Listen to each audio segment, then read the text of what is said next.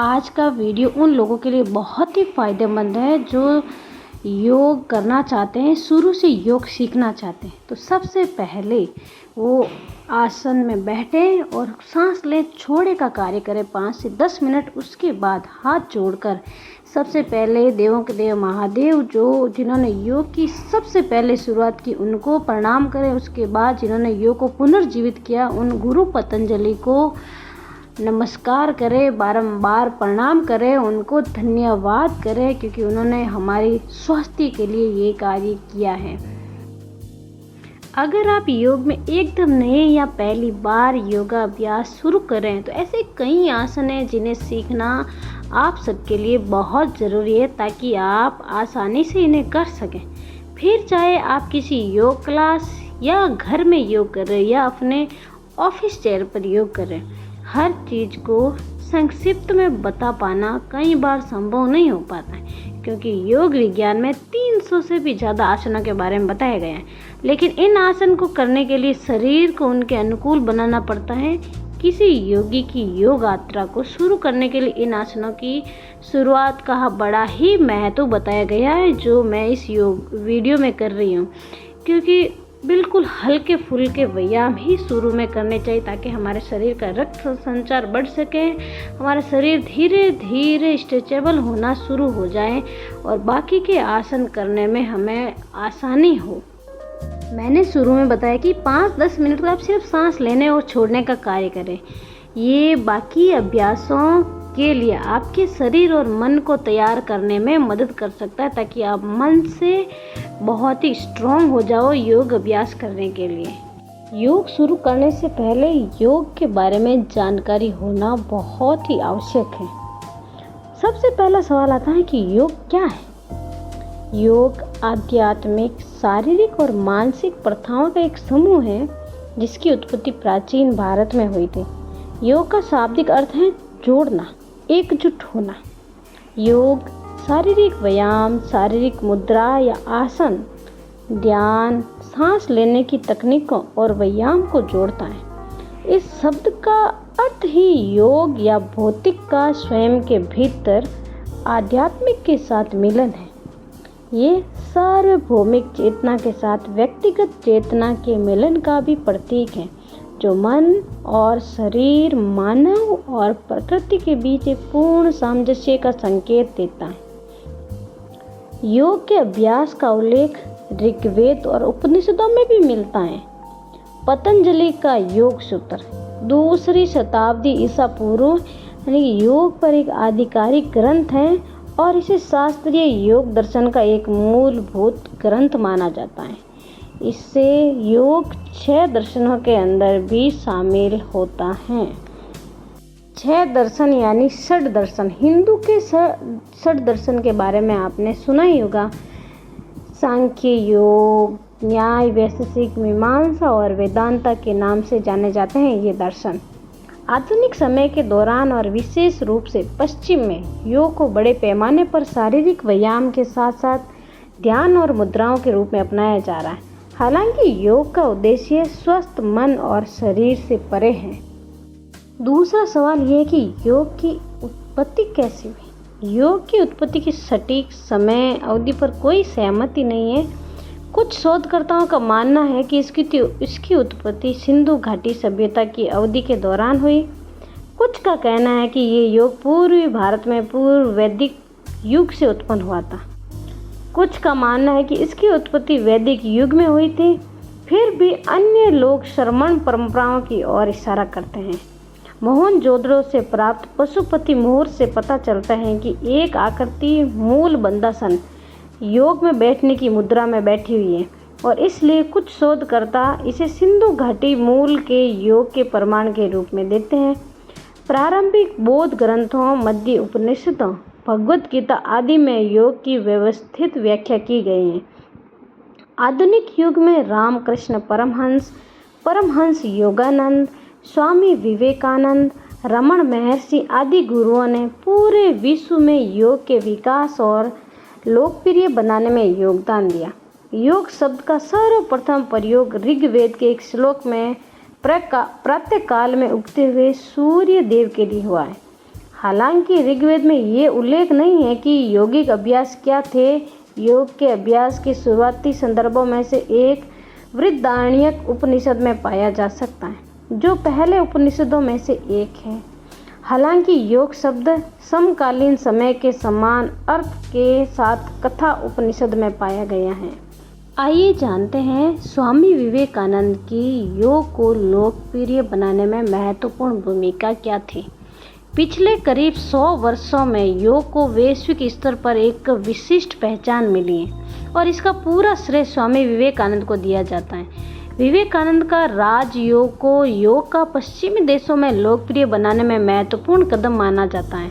स्वामी विवेकानंद के साथ योगानंद, श्री अरबिंदो आदि ने भी योग को विदेशी धरती पर लोकप्रिय बनाने में महत्वपूर्ण भूमिका निभाई थी। स्वामी विवेकानंद एक शानदार वक्ता होने के साथ साथ अध्यात्म की भी गहन समझ रखते थे। उन्होंने पूर्व और पश्चिम के बीच सांस्कृतिक और आध्यात्मिक आदान प्रदान को सुविधाजनक बनाने के महत्वपूर्ण प्रयास किए। पतंजलि योग सूत्रों के भाष्य और अनुवाद करने वाले स्वामी पहले भारतीय आचार्यों में से एक थे।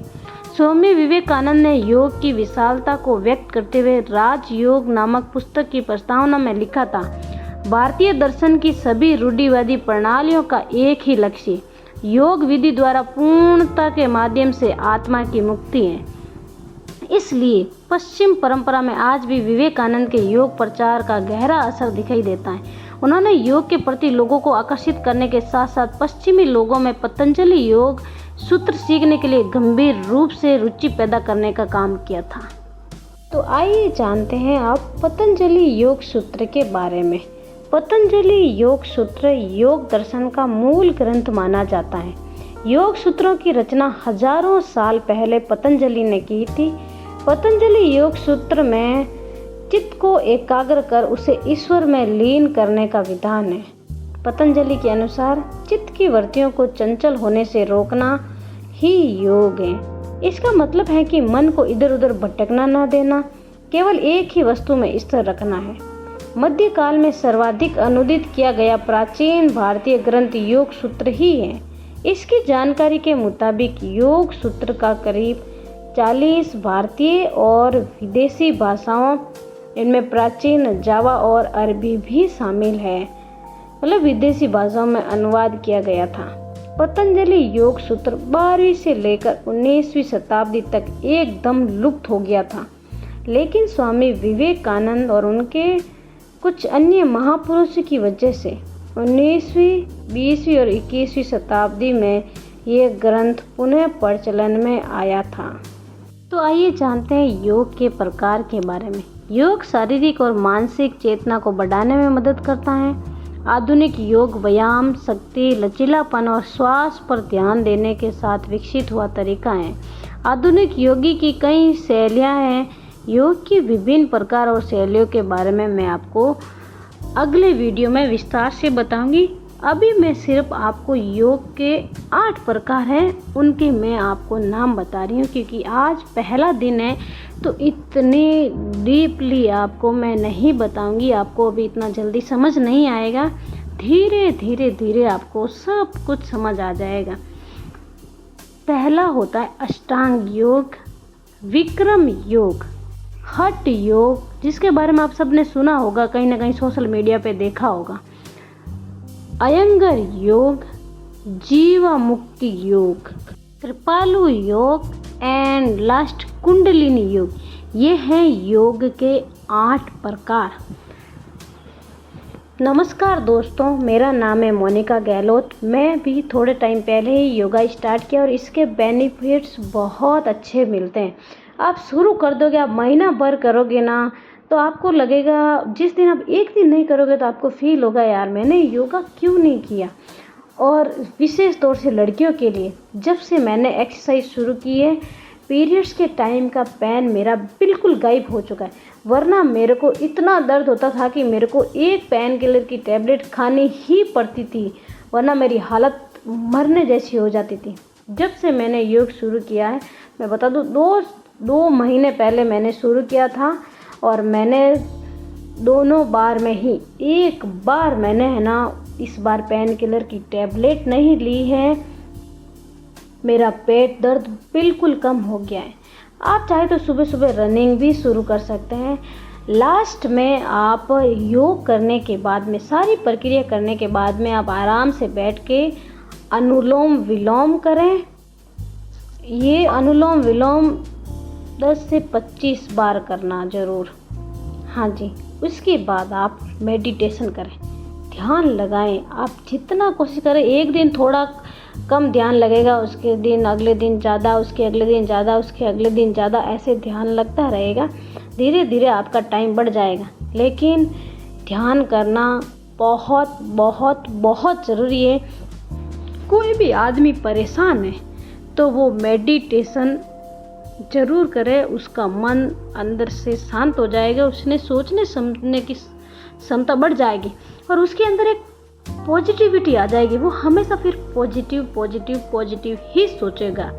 तो दोस्तों, मेरा ये वीडियो कैसा लगा?